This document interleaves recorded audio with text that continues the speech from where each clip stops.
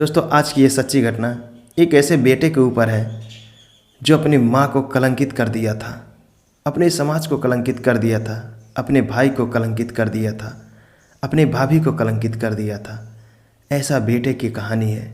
दोस्तों, प्रेम में पागल ऐसा बेटा था जो कि अपनी प्रेमिका के लिए पूरे घर वालों को छोड़कर चला गया था, जिसका बाप भी नहीं था, माँ का सहारा कोई नहीं था। एक बड़ा बेटा था बेचारा, वो भी जैसे तैसे करके पैसे कमाकर अपना घर पूरा चलाता था, मगर छोटा बेटा उसका दर्द, उसके माँ का दर्द नहीं समझा। वो अपने प्रेमिका की खातिर अपने घर को छोड़कर चला गया और अपने भाई, माँ और अपने भाभी को अकेला छोड़कर चला गया। दोस्तों, कहानी शुरू करने से पहले आप लोगों से एक ही निवेदन है, वीडियो को लाइक कर दीजिए और चैनल को सब्सक्राइब कर दीजिए ताकि ऐसे ही अच्छी अच्छी सच्ची घटना और कहानियाँ आपको मिलती रहे। चलिए अब कहानी को आगे बढ़ाते हैं। दोस्तों, शाहजहाँपुर के एक गांव में एक बहुत ही अच्छा खेलता हुआ परिवार रहता था। उस परिवार में 2 बेटे, 1 बेटी और माँ बाप रहते थे। परिवार बहुत ही अच्छे तरह से रह रहा था, मगर किसकी ग्रहण लग गई, पूरा परिवार ही बिखर गया। दोस्तों, शाहजहाँपुर में एक छोटा सा गांव है जहाँ पर हिमालय नाम करके एक बेटा रहता था और बेटा 12 साल की उम्र से ही पंजाब कमाने चला गया था। पंजाब कमाने के दौरान बहुत सारे गुण सीख लिए थे, अच्छा खासा पैसा भी कमाने लगा था।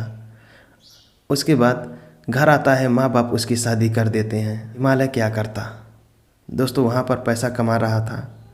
उसके बाद कुछ पैसे पत्नी के लिए भेज दिया करता था। ये बात माँ बाप को अच्छी नहीं लगी। उसके बाद माँ बाप ने उन्हें अलग कर दिया। अलग करने के बाद हिमालय अपनी पत्नी को लेकर पंजाब चला गया, जहाँ पर उसके सबसे पहले एक बेटी होती है। बेटी धीरे धीरे करके 2, 4, 5 साल की हो जाती है। उसके बाद एक बड़ा बेटा, एक छोटा बेटा होता है। बड़े बेटे का नाम भानु था और छोटे बेटे का नाम उमा था। दोस्तों, कहानी में बहुत ही इंटरेस्टिंग ट्विस्ट आता है।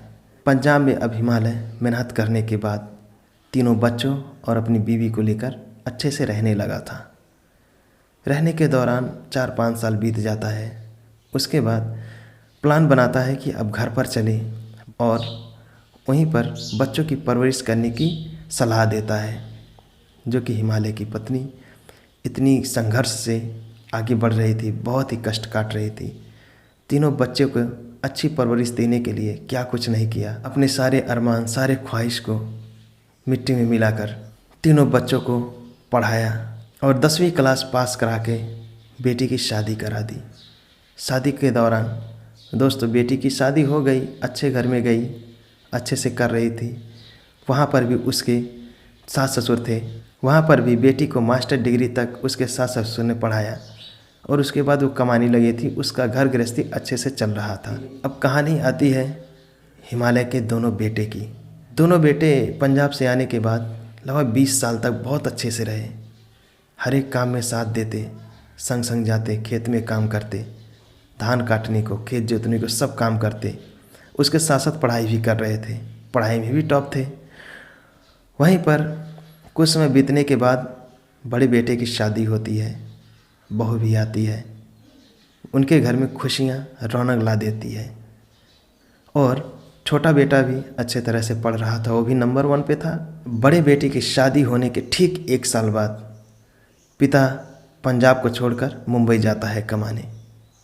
वहाँ जाने के बाद 2-4 दिन के बाद ही क्या खबर आती है कि हिमालय अब नहीं रहा, हिमालय के किसी ने हत्या कर दी है।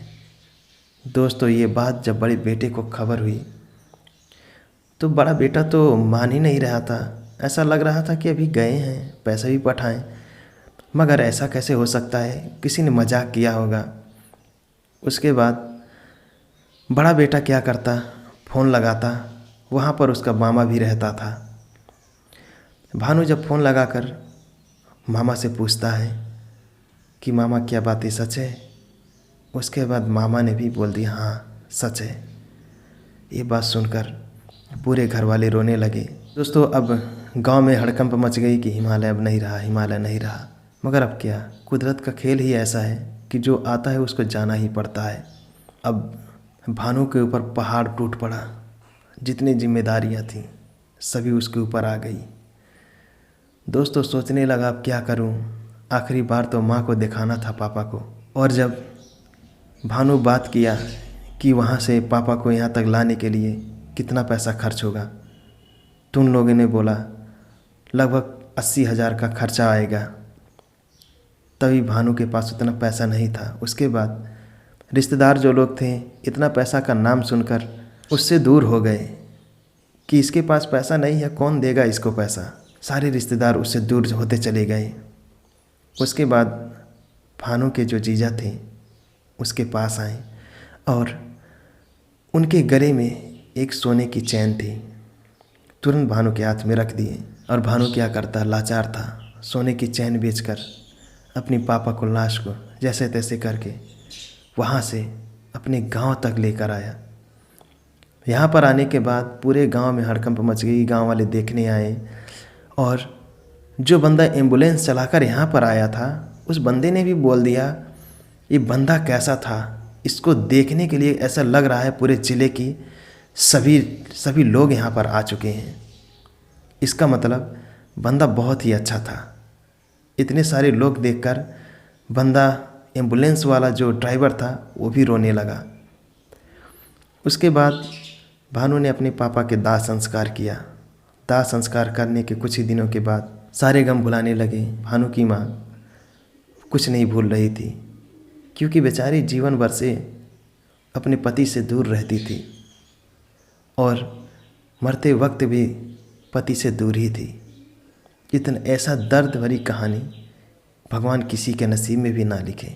जैसे तैसे करके अब 4-5 साल तो बीत गया। अब सब नॉर्मल होने लगे थे, मगर इसी बीच बहुत ही बड़ा अब खेल शुरू होने वाला था। दोस्तों उमा एक लड़की के प्यार में पड़ चुका था जो कि अपने गांव की ही थी। प्यार में पड़ने के दौरान लड़की को शक था कि कहीं ये मुझसे प्यार करके मुझे छोड़ तो नहीं देगा। इसके लिए उसने क्या किया, अपनी माँ के साथ मिलकर वशीकरण करा दी, उमा को अपनी बस में कर लिया। और क्या, जब बस में हो गया उमा तो घर पर किसी से भी नहीं बोलता था। जो उमा अपनी माँ से, अपने भाई से बोले बिना रह नहीं पाता था, अब वो तो माँ और भाई को दुश्मन से भी ज़्यादा मानने लगा था। कुछ भी करता, घर पे आता कुछ नहीं बोलता, किसी से कुछ नहीं बोलता। और माँ ने जब उमा से पूछने की कोशिश की कि बेटा तुम ऐसा क्यों कर रहे हो, तो उसने बोला मैं एक लड़की से प्रेम करता हूँ और मैं उसी से ही शादी करना चाहता हूँ। उसके बाद माँ ने पूछा लड़की कौन है, उसने बताया कि अपने ही गांव की लड़की है। दोस्तों माँ को पता था कि वो लड़की कैसी है, गांव की सबसे खराब लड़की थी। अब लड़की, आप सोचिए, जो लड़की अपने माँ के साथ मिलकर वशीकरण करा सकती है, अब वो क्या नहीं कर सकती। इसलिए माँ ने उस लड़की से शादी करने के लिए इनकार कर दिया। माँ ने बोला बेटा दूसरी कोई लड़की लेकर आ, मैं उससे तेरी शादी करा दूंगी, मगर इससे तेरी शादी कभी नहीं कराऊंगी। अगर इससे तेरी शादी होगी, तेरी शादी नरक बन जाएगी। बस बेटे को दिल पर लग गई। बेटा और भी जलन लेने लगा, माँ से तो एकदम नफरत ही करने लगा। और एक दिन की बात है, गांव के एक जाने माने व्यक्ति से उमा ने झगड़ा कर ली। भानु एक शिक्षक था, वो पढ़ाने गया था। जब उमा ने उस व्यक्ति से झगड़ा की, उसके बाद भानु को भी खबर हुई। भानु दौड़ता आया, उसके बाद सारी सच्चाई पता लगाने लगा, ऐसा क्यों किया। उसके बाद उमा ने बोला मुझसे वो झगड़ा कर रहा था और तू बीच में भी नहीं आया, क्या भाई ऐसा होता है। अब भानु क्या करे, उसको समाज में भी रहना था। वो एक लड़की के लिए झगड़ा कर रहा था तो क्या भानु उसके बीच में जाता। भानु तो सिर्फ समझाने जाता। इसी बीच दोनों से बहस हो जाती है। भानु कुछ नहीं बोलता, घर पर चला आता है। तभी उमा आता है, गुस्से में चूर रहता है, आता है अपनी माँ को, अपने भाई को ऐसे ऐसी गाली देता है, जो गाली किसी ने सोची भी नहीं होती है, वैसे गाली दे देता है। वो भी अपनी माँ को, माँ जिसने उसको जन्म दिया था। गाली करके उसके बाद घर छोड़कर चला जाता है। दोस्तों घर छोड़कर जाने के बाद माँ तो बहुत टूट चुकी थी, रोने लगी थी, भाई भी टूट चुका था। मगर भानु ने भी 1-2 दिन के बाद फ़ोन करके उससे कहा तू घर छोड़ के क्यों चला गया। क्या तेरा घर नहीं था वो? तेरी माँ नहीं थी? अब उसका प्लान तो दूसरा ही था, उस लड़की से शादी करना था। और उसके बाद क्या? उमा ने बोला मैंने छोड़ दिया, अब मैं नहीं आऊँगा घर पर।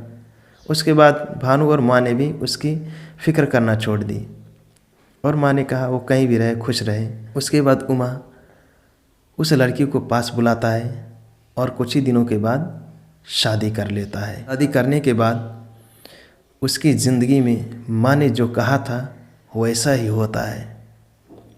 उसकी ज़िंदगी नरक बन गई थी। वो लड़की जो थी ना, उसकी ज़िंदगी को तबाह कर रही थी। हर एक बात में झगड़ा करती, पैसे के लिए कोसती, बोलती तू पैसा नहीं कमा रहा है। अब क्या करे, उमा तो फंस गया था। अब इसी तरह उन लोगों की ज़िंदगी चल रही थी। इधर भानु अपने परिवार को लेकर अच्छी तरह से आगे बढ़ रहा था। कुछ ही दिनों के बाद उमा माँ से मिलने रात को आया और माँ से बहुत सारी बातें की और माफ़ी भी मांगी, मगर माँ ने उसे माफ़ नहीं किया। ठीक ही किया माँ ने, ऐसे ही करना चाहिए था ऐसे बेटे के साथ। माफ़ नहीं किया। उसके बाद अपने भाई से नहीं मिला।